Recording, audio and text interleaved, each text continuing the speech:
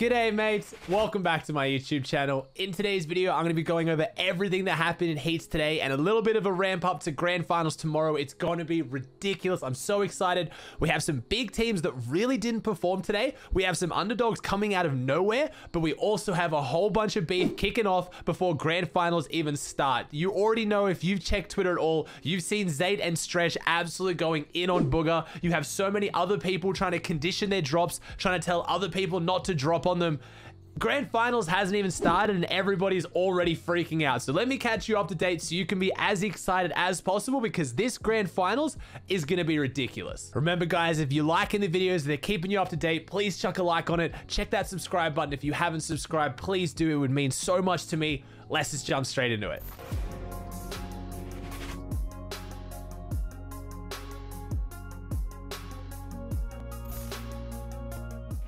Before we get into the beef that's breaking down over the teams that made it into Grand Finals, let's talk about some of the big upsets that didn't, and there's two that come to mind straight away. It apparently, unfortunately, was not High Sky season. We don't have High Sky scoped or Twexy. A lot of people kind of saw this coming. They weren't playing the best in scrims. They weren't playing the best in tournaments. Scoped fans especially were really hopeful that things would turn around. He talked a lot about how he really wanted to stick with just one team and he didn't want to split up just because things weren't working. Unfortunately, I respect the loyalty, but things didn't work out. Their team did not qualify. The other big name, and this is just kind of insane to say, and I feel like a lot of people have been talking about this player in particular underperforming, it is Chap. Chap, who Fishy and Coop did not qualify out of Heats 2. They were in the top 8 starting today. They were close all day, but in the last few games, they really fell off the pace.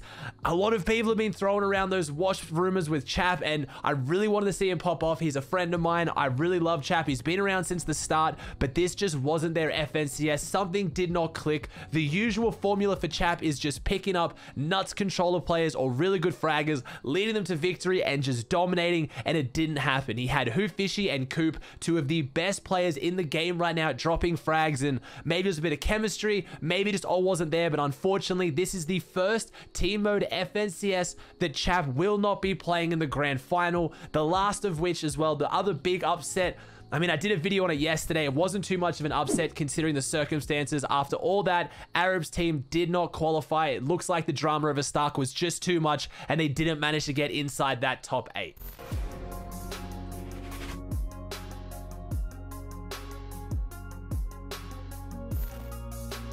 Now, let's talk about the teams that did make it, and let's talk about how they are already trying to go in on each other. Already the propaganda, the smear campaigns, the hate threads are already starting on Twitter. Everyone's freaking out, and it's always, of course, all around drop spots. Zayt team does it best. They really try to just, I don't know, they try to get the community behind like either the fact that one drop spot's super strong and anyone who's going there who isn't doing well is terrible and everyone should be contesting Bugha because it's super free. Like, let me just go through some of these tweets so you know exactly what's happening.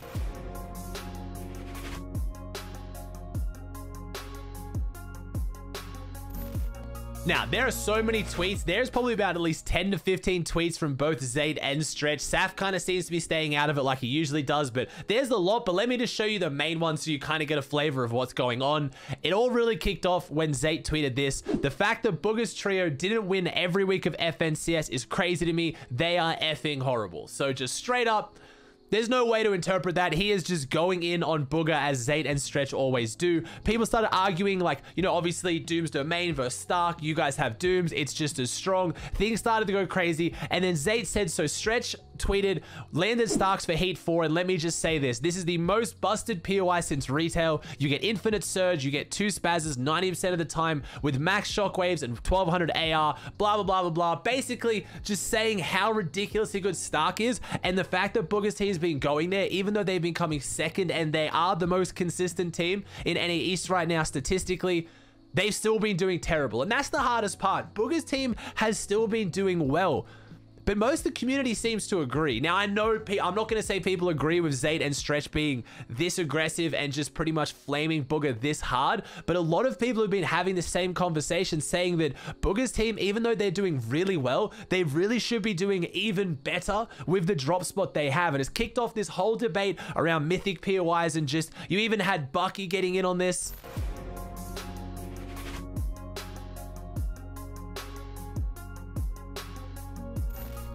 He says Stark is the greatest POI to ever be in competitive Fortnite, 10 times better than Caddy, old retail, Dooms, literally anything. He goes on. So you have pros arguing that Stark Industries is better than retail when you walked out with like 15 launch pads. Just, I don't know about that. They're saying it's better than Caddy. They're saying it's better than the Caddy launcher. Just pretty much it's your usual drama the night before grand finals. And that's why I'm covering it, because it makes the storylines tomorrow so much more exciting.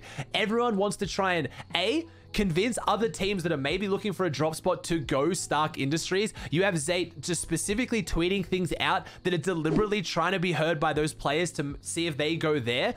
When Zayt has uncontested Dooms, as far as I'm concerned, Hart, Durant, and Taken did not make finals. So you can see why Zayt would be saying this, because he really wants people to go Stark instead of going Dooms, even though every team that's gone Starks against Bugha's team, they've gotten destroyed. So I don't know. We'll see maybe if someone contests either of those tomorrow, but it's just going to be so exciting if Bugha can maybe have a big comeback. Maybe they can finally find that really solid consistency they need. But if Zayt's team does have uncontested Dooms, they are so consistent even with stacked lobbies. But then why are teams like Bucky going in on Bugha now as well, when their drop isn't really under any threat? They drop Slurpee, and maybe they're just trying to make excuses already for why they might not do as well tomorrow because they don't have as good loot. And that's why it opens up this discussion. And I kind of have to agree with the pros in the sense that I don't agree with flaming someone just because they have a good drop spot and trying to take away from how well they're doing.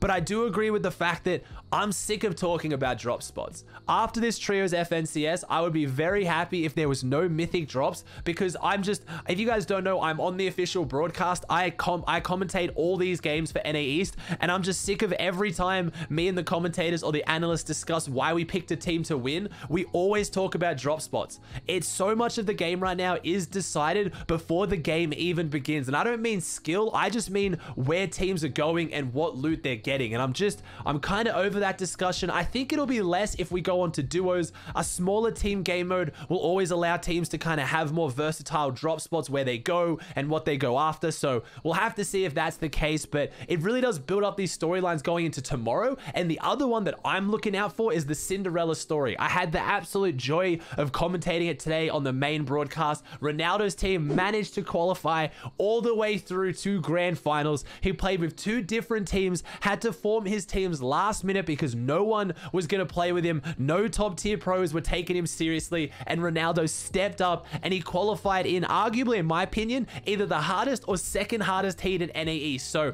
if he can pull something off tomorrow in the grand finals, it's going to be so ridiculously exciting. Despite all the drama, all the beef, there was only a few big teams that didn't make it. This is shaping up to be one of the most exciting grand finals I've ever seen in FNCS. All the big teams are going in and everyone's focusing around these Mythic drops, but in a 12-game format, in those last few games, if you have some teams that are really desperate and they start dropping on them, it could shake things up massively. You still have to have eyes on teams like Slacks, Acorn, and Jack, who absolutely popped off in their heats, have done so well in the qualifying weeks with drops out of Hydro Dam, like just not ridiculous drops at all. You've got the Exec guys coming out of the Fortilla drop. They're going to be nuts. If Scented, Edgy, and Commandment go back to Misty, they just popped off today in Heat 2. There's just so many big names and everyone's focusing on these Mythic POIs, and I don't really know if that's going to be the storyline, because the Mythic POIs are really good at taking height and holding it and running away with it in worse lobbies, but when you have the absolute best of the best, some of those teams are going to go for high ground. Some of them are really going to upset those height teams, so